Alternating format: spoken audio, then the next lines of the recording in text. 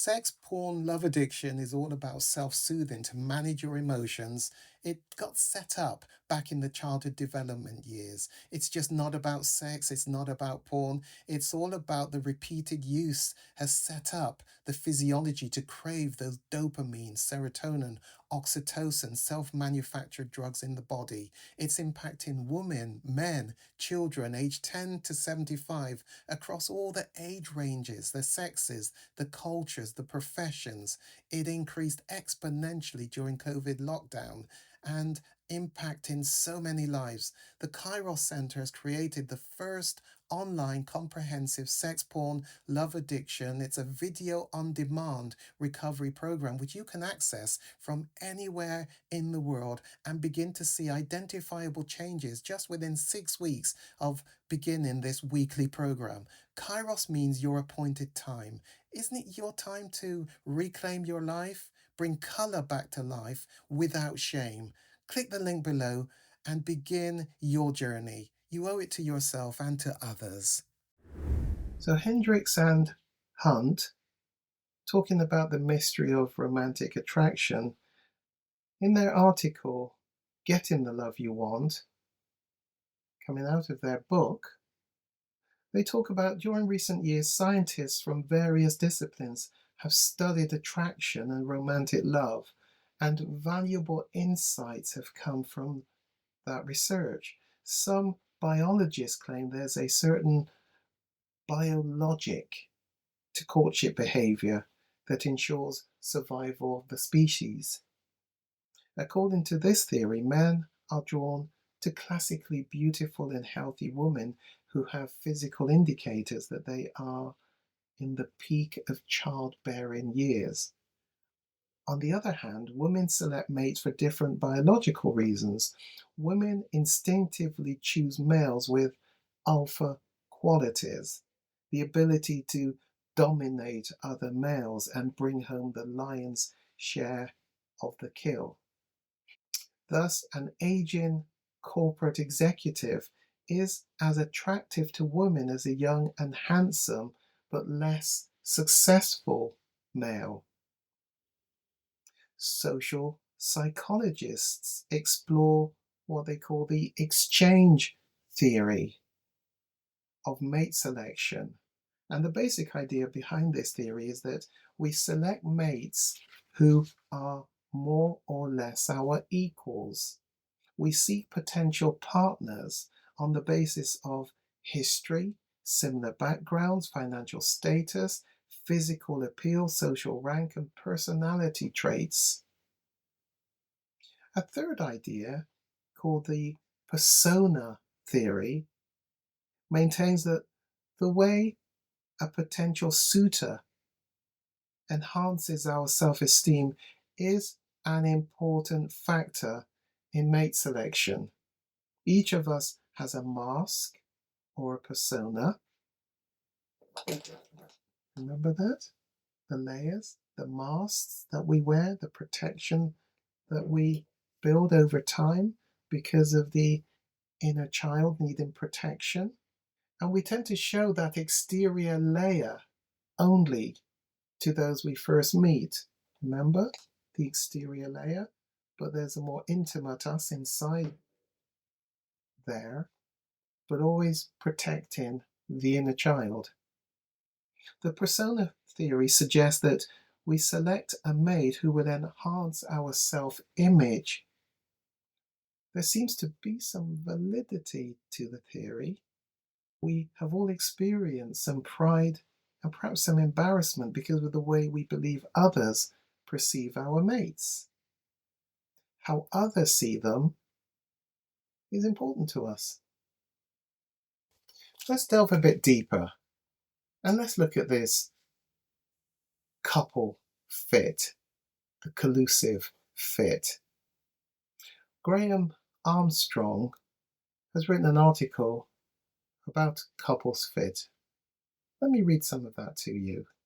In some marriages or couple relationships, it can seem that one partner exudes a wealth of confidence and charm, whilst another appears to be quiet, withdrawn, One partner appears to create a lot of commotion, and the other appears calming and contained. It's as if together they make up a whole, and in this togetherness, the whole spectrum of emotions and thoughts are managed. The feeling of wholeness couples have when they are together is what the relationship psychotherapist Henry Dix calls the marital or couple fit. Henry Dix suggests that there are three areas involved in a couple fit: a public fit of social class, ethnicity, and education between couples; a personal fit where beliefs, choices, conscious expectations, values, and attitudes play their part; an unconscious fit which stresses the unconscious complementaries between the parties.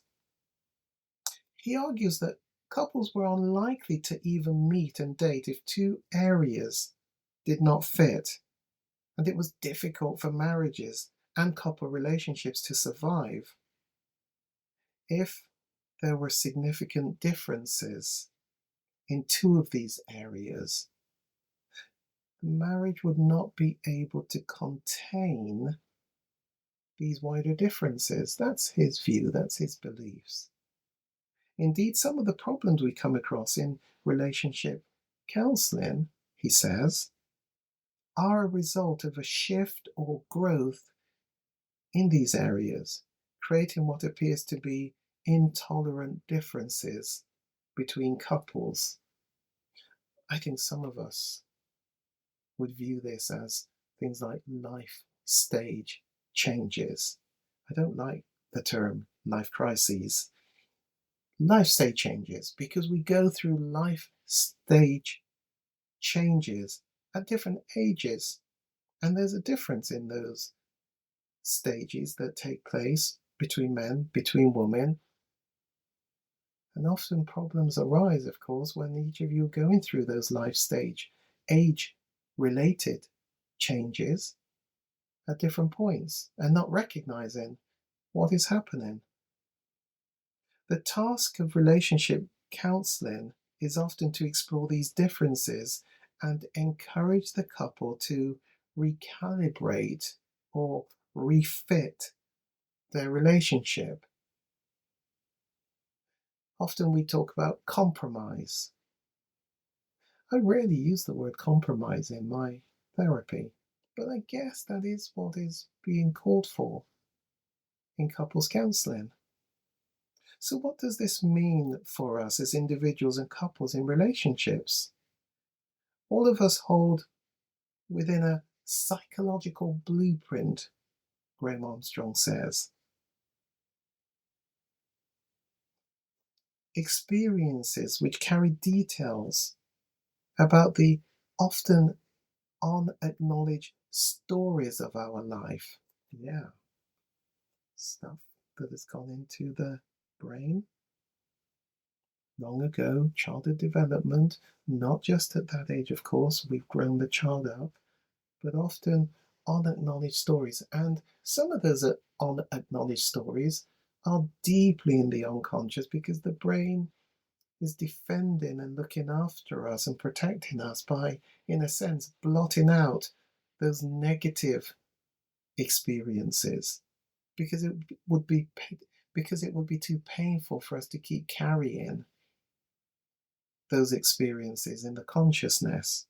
Now they haven't gone, it's just you can't access them. And that's why we use this technique of EMDR, eye movement desensitization reprocessing, where the brain can help us to find stuff and heal us.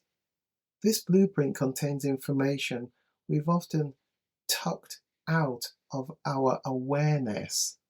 I don't think we do it consciously. I think it's a process that the brain does to protect us. It's about helping us to cope with these negative, impactful past experiences. It's a defense mechanism on the part of the brain to protect us. But remember, the inner child, the young you, likely was hurt from those experiences. Hence the building of those layers and layers, like we see in the Russian doll. The experience of early relationships, often with our parents, has a very powerful impact on this blueprint. And we often seek a blueprint that fits ours. So many would say girls tend to marry men that are like their fathers. Maybe something in that. But there is something about trying to find a blueprint that fits our blueprint. I think it's a bit more complicated than that, though. Send me a message. It's time to get your relationship back onto a better footing for your future. Let's do some work without shame and bring colour back to life. Send the email, send the message to me, Gary McFarlane, at the Kairos Centre, and let's begin to reclaim your quality of life.